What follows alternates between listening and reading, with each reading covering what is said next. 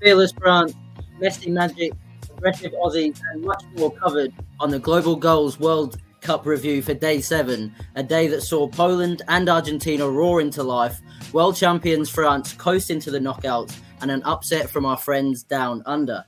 I'm Harry Discombe, and joining me today is Zak Anderton and Charlie Briggs. So let's get straight into the action as we take a look at France's 2-1 victory over Denmark that saw 2018 winners qualify with a game to spare. How did the game go, Zach? It was, to be fair, the first half was quite boring, to be honest with you. It was very stoppy started. There wasn't much action happening. France were still the dominant team in the first half, but Denmark held the ground, and then it was just in the second half, Mbappe just figured out that he could sprint past and ease past Anderson, and from then on it was basically just France domination. The teams have both met 19 times and they've both won 8 times, so this makes France's 9th win in 19 from all the matches. That's kind of a bit of a surprising stat, to be fair. I think, like you say, France did have the more quality. That first goal was an incredible 1-2 between Mbappe and Thiago Hernandez. Had just the movement, imagination, and the execution that was just a level above that Denmark defence in the end. And then you kind of think France are going to go through and win it, but Christensen equalises with a really brave header, and you think they've got a chance in the game. Well, I mean, to be fair, in the first half, the best chances were probably on Denmark's side, especially when Cornelius broke away, and he should have gone across the goal rather than into the bottom corner, because I feel like he went for glory rather than trying to actually find a place to put the ball, if that makes sense. He's just sort of blasted it and then hoped for the best. But I think if he'd turned on the inside of his man and gone to the bottom left rather than the bottom right, he might have got away with a goal. Yeah, it felt like a bit of a midfield battle, and I'd say Denmark gave a good account of themselves for sure. They actually had more possession, they had more passes, they were more accurate with their passes as well. I think they're just missing a bit of quality just in and around the box, really, aren't they? If you look at that front three, like you say, Cornelius misses a couple of chances, and it feels like they're a good player in that front three away from being a good side, But on the other side of things, France probably look the most dangerous, don't they, so far? I think France. It took them a while to sort of break down. Denmark at first. It's sort of like Zach said. It was kind of a bit, dare I say, dull in the first 45. But like you said, once Mbappe just had the runs coming up, he would, where he could just simply get the goals in. I mean, that second goal was just a simple, talisman sort of, getting it in the back of the net.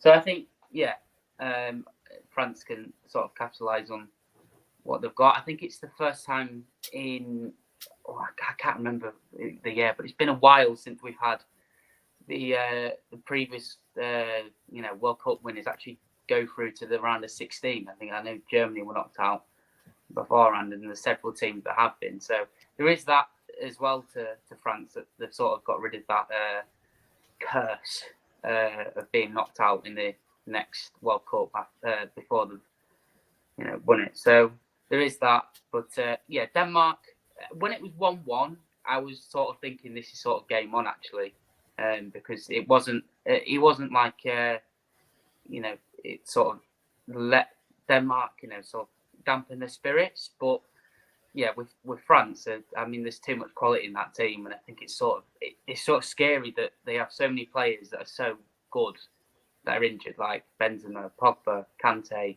I know the Varane's back in the team as well, so it's sort of a bit of a scare that France can still do so well, even if they don't have their best players in the squad.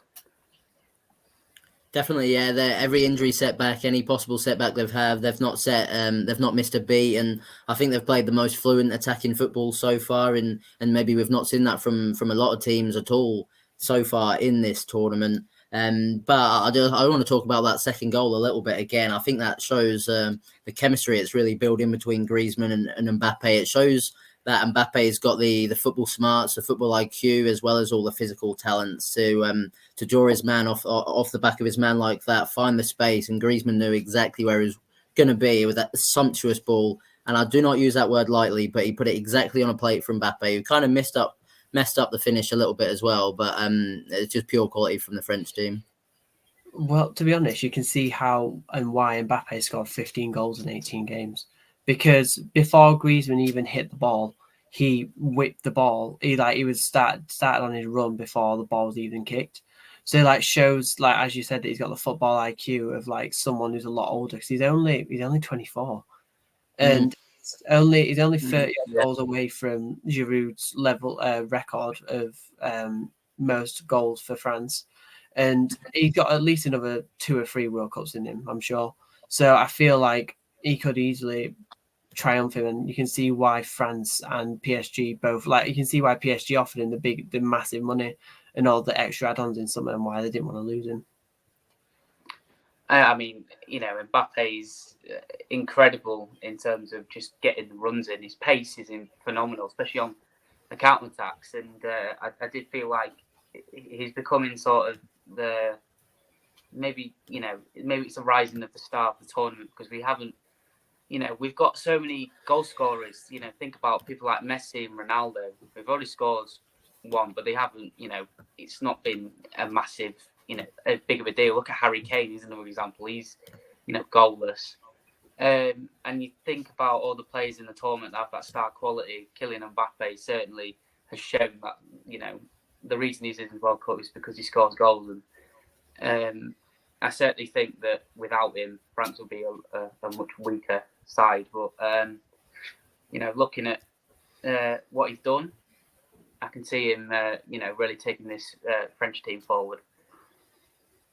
Yeah, and they had a number of great performances across the board, didn't they, the French team? Ousmane Dembele was kind of their main attacking threat in that first half. I thought Adrien Rabiot was really rock solid in that centre midfield, creative too, and he had the overhead kick as well. Tried to be in a bit of Giroud. That was not far off being I think it was off his shin, but it was close to being probably the best goal of the tournament. Teoscar Hernandez, who got the assist as well for Mbappe's first goal.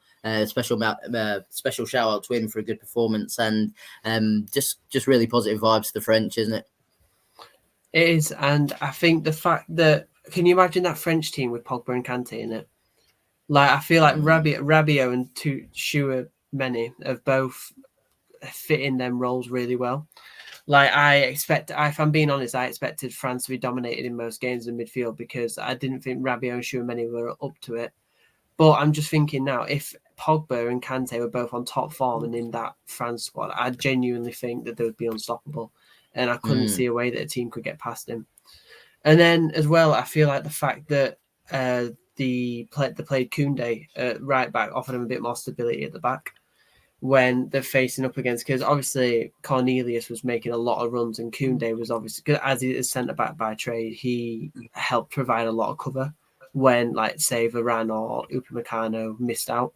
So I think Arsenal are doing it this season as well. They've sometimes even started 4 centre backs, but because they've got the defensive awareness and they know how to defend properly, it doesn't really matter that they're not in the natural position, because they can cover for everyone. And it feels like France are going to retain their title this year to me. Yeah, no, I definitely am getting those vibes early on. They're 6 points there. They've already qualified, and it looks like they're going to go top. Do they maybe use the final fixture to rest a few players, make sure other players are getting a few minutes and making sure, you maybe give Mbappe and others a bit of rest? Or do you keep the momentum swinging?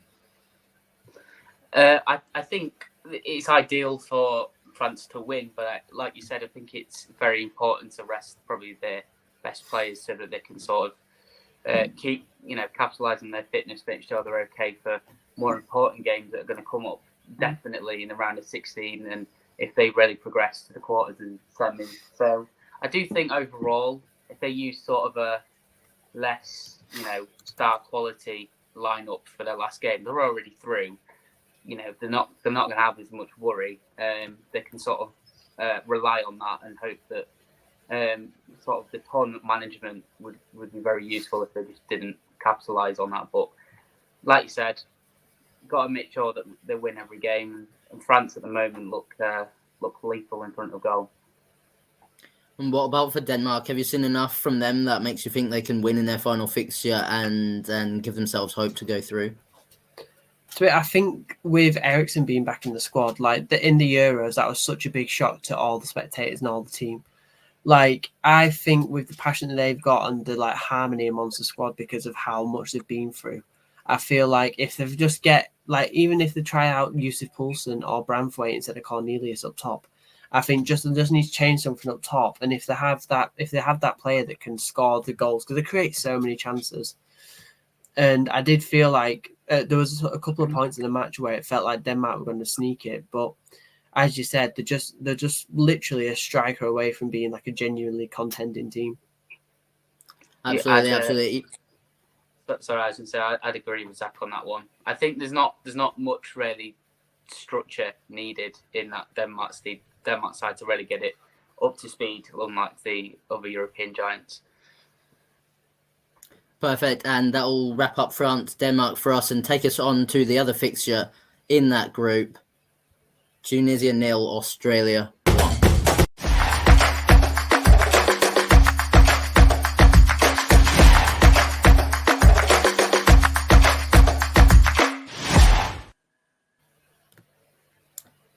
So the Aussies get a bit of an upset of a win in a match where they're happy to concede possession. Tunisia, like I said, had the more possession. They also had the more chances. They had probably a higher quality of chances as well. But in the end, it wasn't enough to overcome Australia's hard work, their dogged persistence, and I think it was their attitude that won it for them as well. And for me, just in this match of very few chances, the work of Mitchell Duke for that only goal of the match was deserving of all 3 points. He received the ball from the defence in his own half, had a wonderful first-time flick, and then sprinted full speed, 35 yards into the box, and then he met Craig Goodwin's deflected cross with a perfect header into the far corner, and all of a sudden, Australia have hope in this tournament. Who'd have thought?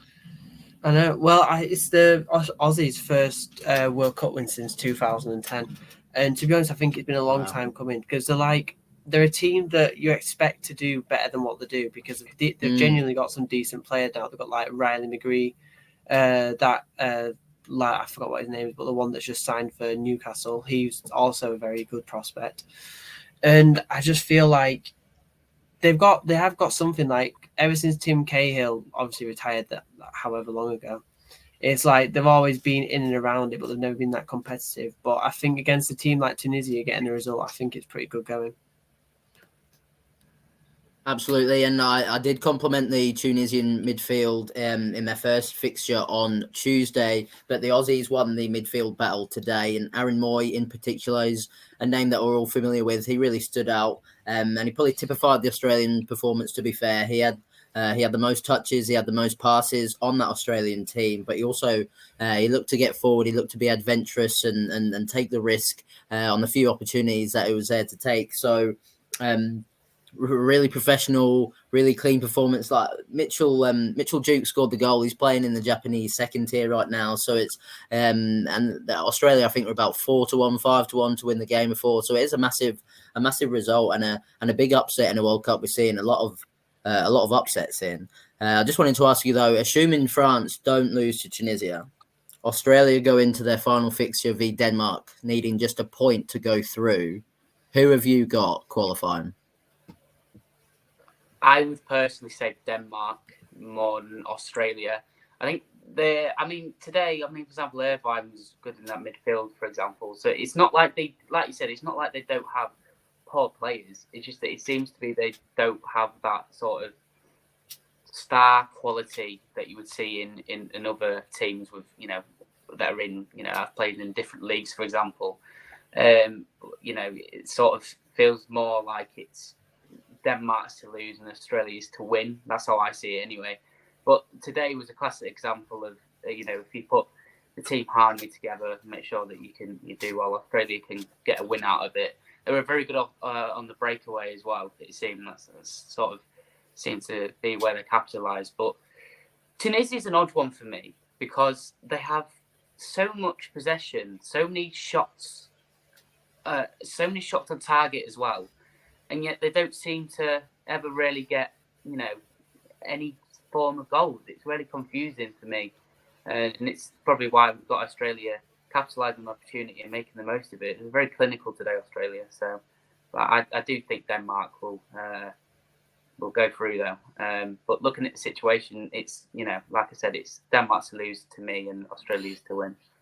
Yeah, I think I'd agree with Charlie on that, to be honest. I'd love for Australia to get through to the round of 16. I think that'd be such a good story. And it'd really show that no matter what team you are, you can come to the World Cup and genuinely try and be competitive.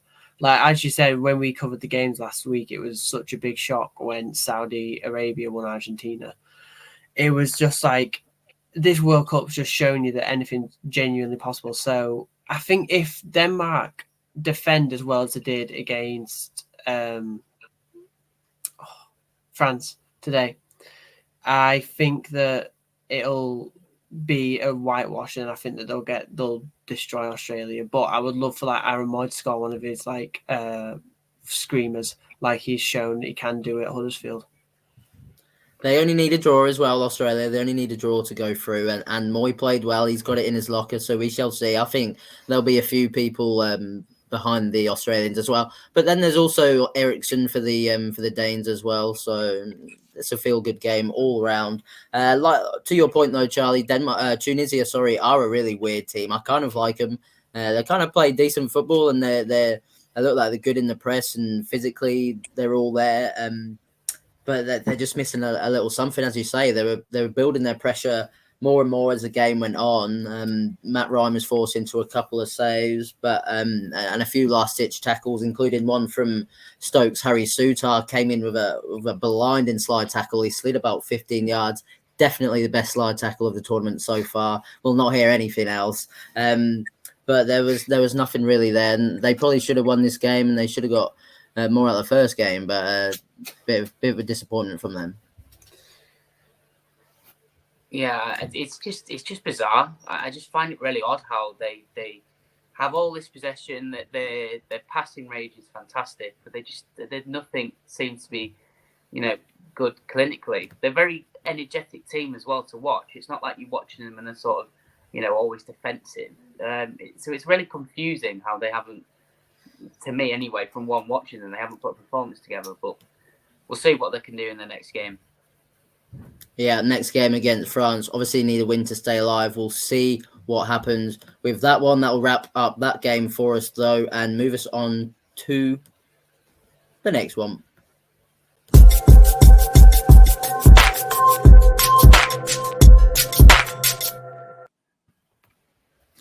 Poland, Saudi Arabia is the next game we are discussing today, and it was a 2-0 win for Poland. Lewandowski finally breaks his World Cup goal curse. What did we make of the game, guys?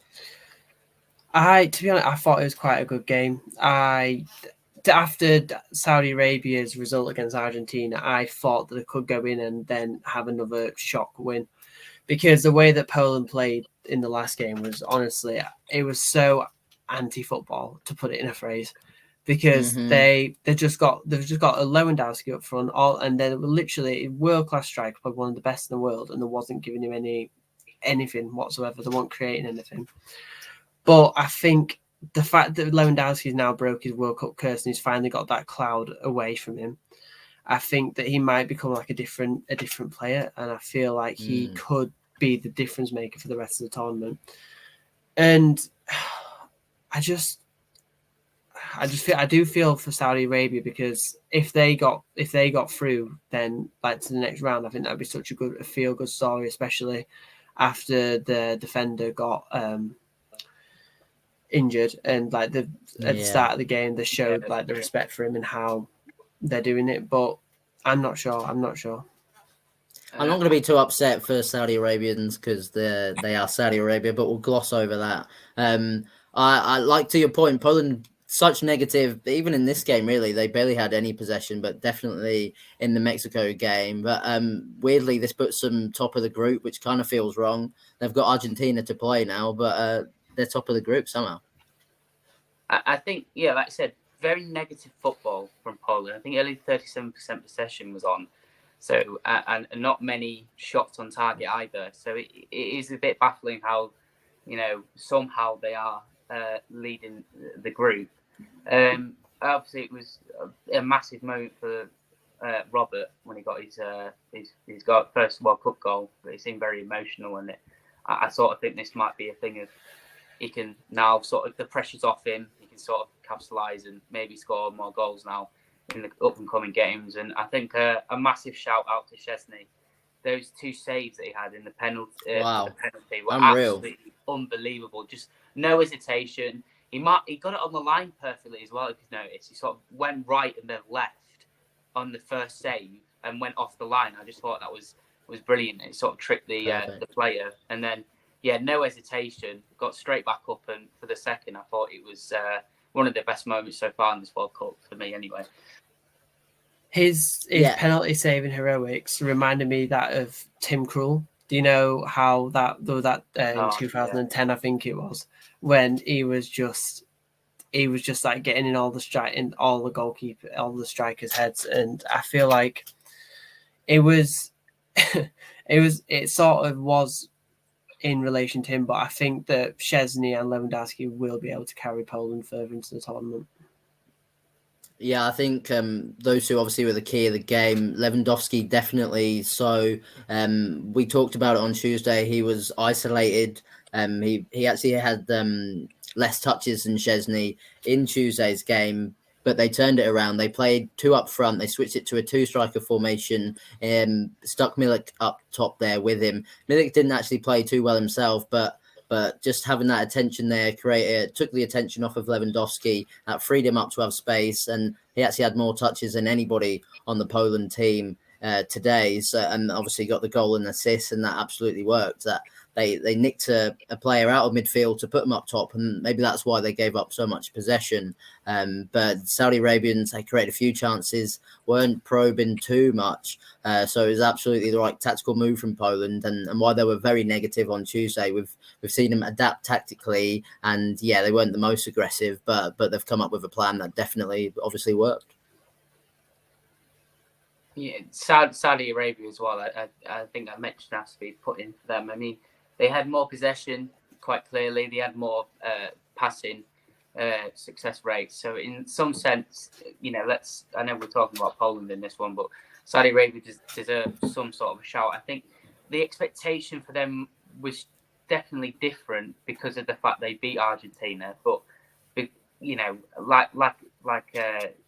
can suggest that it's not always going to be the case that you're not going to win every game in the tournament. And I think if they're just patient, they could possibly get through to the groups with what we've seen from them. But I do think that Poland had a good strategy today of just sort of managing the time, waiting.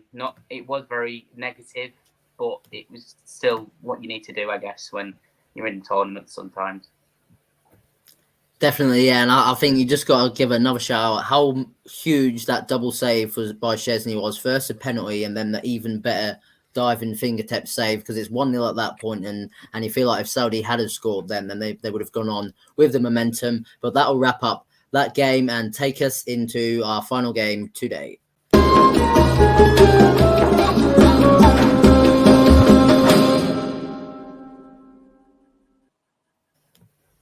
Argentina looked like they were dead and buried, possibly after their defeat to Saudi Arabia, but they've beaten Mexico 2-0 today, and things probably feel a lot better for the South American side. Well, I think the fact that Messi finally arrived to the tournament really boosted the team. It's Lionel Messi is, in my opinion, he's probably the best player in the world, and when he plays, he can play, if that makes sense. And I feel like they'll have a massive weight lifted off the shoulders now that they've got this first win out of the way, and against a much tougher opposition in Mexico. I just think that they expect that against Saudi Arabia. I think they expected the win to come to them, and I don't think that they thought that they had to do anything. I thought they'd just get a few goals. They did have disallowed goals, but I don't think it was undeservedly. I don't think they undeservedly lost, and I just feel that now that they've finally got this, I think they'll top the group in the end and try to capitalise and get further into the tournament. I do think they probably will end up topping the group, to be fair, but I've given up on them, to be honest, as winners of the whole thing. They Mexico were kind of negative themselves as well. I think they could have been more adventurous over the 2 games, but I was ready to come in and have a big go at Argentina again after losing, or after picking up just 1 point after 2 games, and then Messi scores that beauty goal from 25 yards. But they were flat. They lacked creativity, and they didn't really have massive chances before that. And for me, yeah, Messi is the greatest football player to ever lived. I agree with that. But for me, I think he's lost a step now, and he's still playing at incredible levels because it's Messi. But he still tries to beat 2 or 3 players because he still gets the same attention because he is still Messi. But he just can't quite do it the same as he used to, and I think he's missing a bit of a step now. That means if Argentina is going to play like this going forward, they can't rely on Messi, because he's not peak Messi, and that will bring you to the final and win you a tournament, in my opinion. He doesn't have the pace as much anymore, does he? He doesn't have that sort of ability that you remember him so well for. He always sits back. I've noticed as well. He always seems to sit back rather than just going in the box all the time. When there's a crossing, for example, he always drops back outside the box to maybe capitalise on a goal. I mean, his goal he did was really good, though. I mean, it was really, it's Messi, like you said. It's there's no surprise in that. But yeah, I do think it's certainly. I mean, it's Messi's 93rd goal now for Argentina. So he keeps racking up the score sheet, and I think it was a bit of a confidence booster for Argentina after the shock that was Saudi Arabia. I think Mexico didn't have that perfect. I think they just presumed that what Saudi did is what they could do, and that was just to press back and make sure they could have the back 4 high so that they could sort of capitalise on offside goals and stuff like that. But that never really happened with Mexico. The second goal was executed really well with the corner as well. So yeah, really good from Argentina. But I think, like you said, Harry, I don't think they are now favourites. I do think that furthest they could probably go is quarters maybe, or semis, at least. But like you said, I'm not surprised by the result, but they're not. I don't think they are favourites now. I have to agree with you on that. I think if you compare them to France or something, they've just not got that fluidity. It looks like they're missing anything really tactically in the final third. I mean, what do you think, Zach? Do you think maybe that's something that can come with confidence now? I just think they rely too much on Messi. For however long Messi's played international football, he's been the star man and he's been the focal point of all their attacks. But I think if they look further into the team and not just have Messi as the attack, like they've got Dybala, they've got so many quality players in that team, and I feel like just making Messi the talisman is obviously it's his last tournament, so you've got to give him as much stuff as you can and try and help him. But I just feel like him and Ronaldo both gone on the same sort of trajectory. It's the last tournaments. They're both incredible players. I feel like we're lucky to be alive at the point where we've got these 2 greats going at it. But I do think that after this tournament, I think each of them should retire and just focus on the club football. And I do know what you both mean by Messi slowing down a bit, but I've always thought that even if Messi does slow down, he could stand in the middle of the pitch and ping the ball. Yeah. He might lose some physical attributes, but he's never going to lose his technical ability. And I can see why he still feels like he needs to carry the team, because in Barcelona, he was literally the reason why they was as good as they were. Yeah. And then the Copa America, after he came back out of retirement for that, I feel that he felt like the world was on his shoulders because he literally came back to win trophies. And the fanboy in me still wants Argentina to win just so Messi can finish that. But as you said, I feel like France now France are probably the ones that are going to come away with the tournament. Yeah, that's a beautiful way to wrap it up. We'll finish today's games there before taking a quick look at tomorrow's fixture.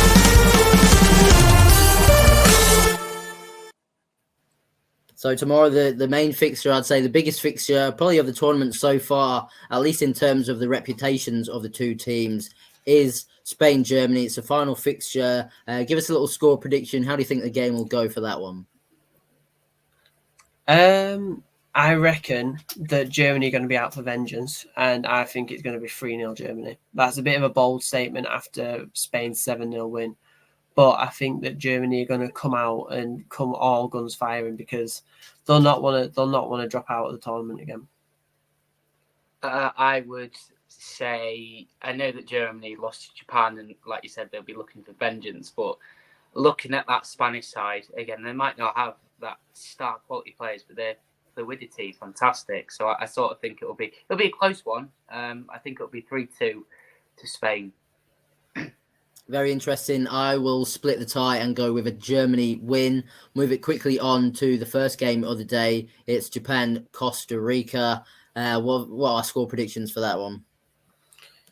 I think this is another interesting one because obviously Japan won Germany and they'll be on a proper high, but they have lost a couple of players from injury.